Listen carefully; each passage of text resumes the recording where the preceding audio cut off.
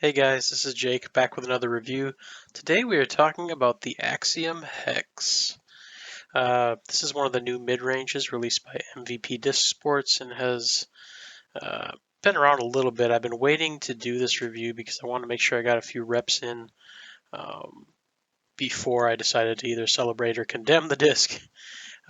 So I think now I've got enough rounds in where I feel like I have a pretty good idea of how this disc works and how I feel about it.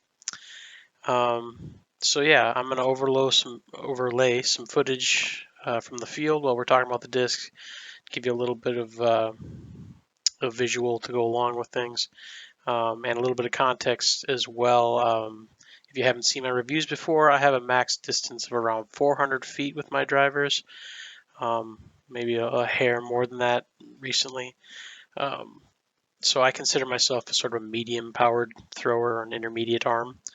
Um, So just keep that in mind when I'm talking about how the disc flies because your own mileage may vary. So if we take a look, according to MVP, the hex is a reliably straight mid-range, and the numbers are listed with a 5 speed, 5 glide, -1 turn, and a 1 fade. I think those numbers are a little off. I think I find that the disc has more glide than average, so I'd probably say it's a 5.5 or a 6. Similar to what I said with, I think, the Crave. Just a very, very glidey disc. It wants to stay in the air. But the glide number is always kind of a, made up number. I mean, they're all made up, but that one's exceptionally made up because they're always a 5. So yeah, I think it's more glidey than average.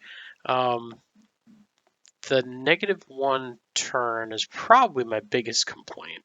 I have 5 of these hexes now, varying from 169 grams all the way up to 177 grams, and not one of them showed even a hint of turn off the shelf. I do have one of the 169 gram discs is starting to show a little bit of turn if I really throw it hard into like a headwind, or if I throw it hard with a forehand, just because my form is so crappy. It can wobble just enough that it is starting to turn, but in general, this disc doesn't turn like at all. And I would even say that my flippiest one is still probably only like a 0.25 turn, if that was even a thing. So honestly, it's probably a 0 turn for the most part, for most people. If you can really get some of that top power, I'm sure you can turn it over a little bit. And I'm guessing eventually these will beat in enough to where they'll turn a little bit, but I have yet to see it. So yeah. And then as far as the fade goes, I think the 1 fade is maybe a little more than I would say. This disc is just got such a small amount of fade at the end, and it happens so late. It's hard for me to say that it would be a 1. If you throw it really high or not with enough power, then I think a 1 is fairly accurate. But being that the reactor is listed as a 1.5, this has nowhere near the same amount of fade as a reactor, and it's a much later fade. So I would honestly give it like a 0.5 for fade. I think I've said before, the reactor closely resembled a fresh Z-line buzz with maybe a bit more glide.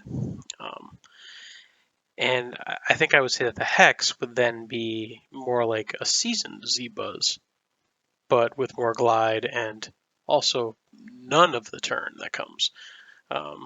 So it's sort of in between those two, and it feels almost identical to the reactor. I mean, it shares the same core. It's just the gyro rim that's different. So it makes sense that it feels very much like the reactor, but it also flies very much initially like the reactor. Just the perfectly dead straight, glidey flight at the beginning of the flight.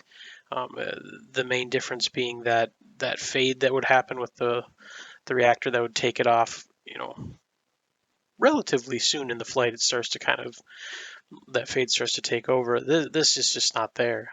Maybe the last 10% of the flight or so, it'll start to do that little bit of fade, but it's not going to stray too far from the line that it was on. So it's honestly one of the straightest mid ranges I've ever thrown in my life.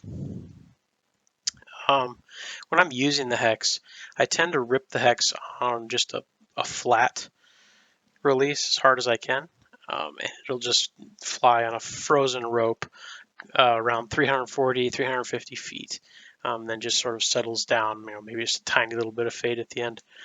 So it makes it a really great choice for the low ceiling shots and some of the long tunnels where I risk pushing the ceiling with like an NV, or it would maybe fade too hard or turn too hard with a crave or something.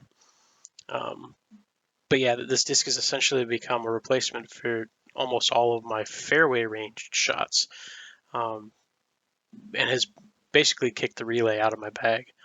That seems to be kind of a recurring theme with MVP, with discs that kind of like step up and take over uh, a distance range higher than they're probably supposed to. Like the NV, I could use easily as a mid-range.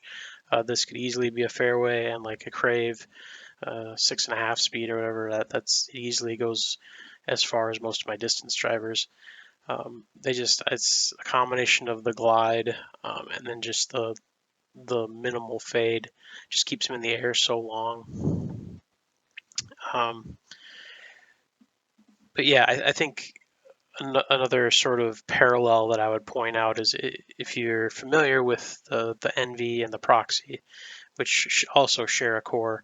The NV being the straight with a fairly overstable finish, and the proxy being straight with almost no fade. That's pretty much exactly what you're getting between a reactor and a hex.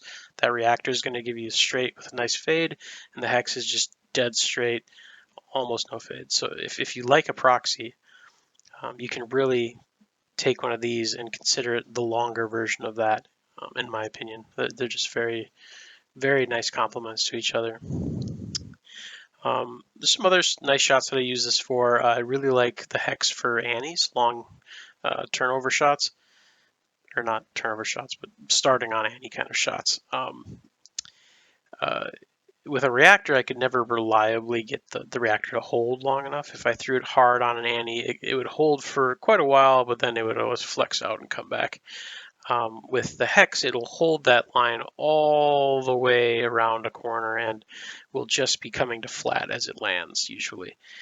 So you can really get some long left to right shots with the hex if you started on a nice anhyzer.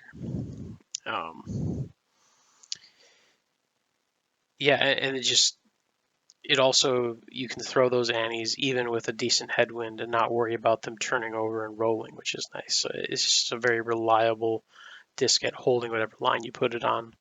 I don't throw too many like spike hyzers or anything with it, but it does hold a hyzer pretty well. It's just that normally that shot I would pull out a reactor, just because that's a little bit more better suited to that disc. But this could do it well, is just as well if you didn't want to bag both.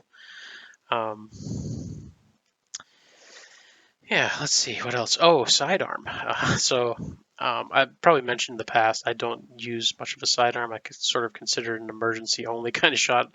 I started trying to work a little bit more of it into my game, and I've thrown a few off the tee, and mainly because I found a couple of discs that I can comfortably flick now, and just feel like I know what they're going to do. And the hex is one of those.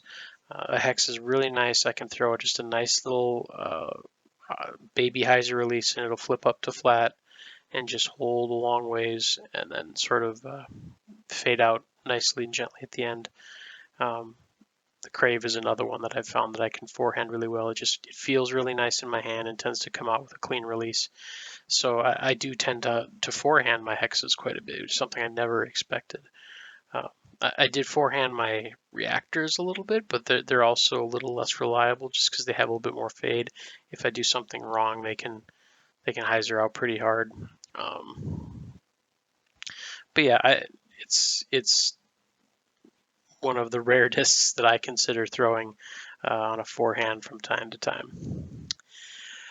At the time of this video, at least, the only option for the hex is in neutron plastic.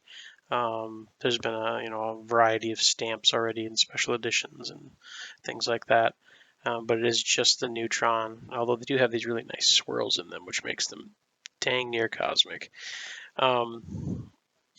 But yeah, I'm sure with the popularity of this disc, we're bound to see,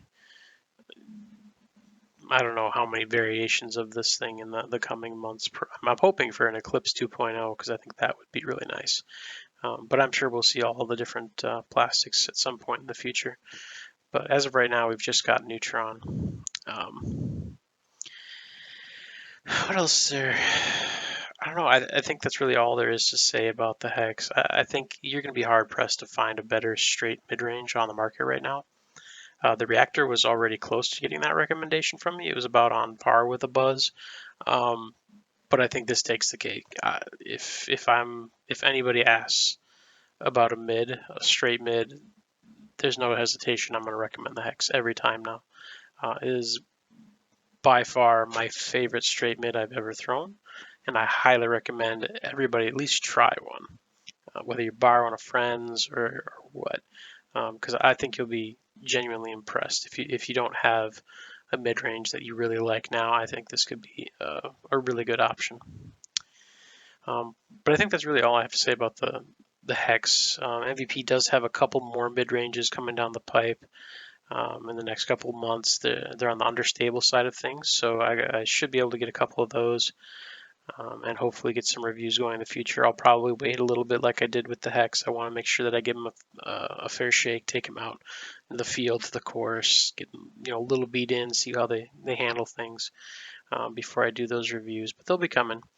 And I also want to do an end of season in the bag update. I haven't done one since spring, I don't think.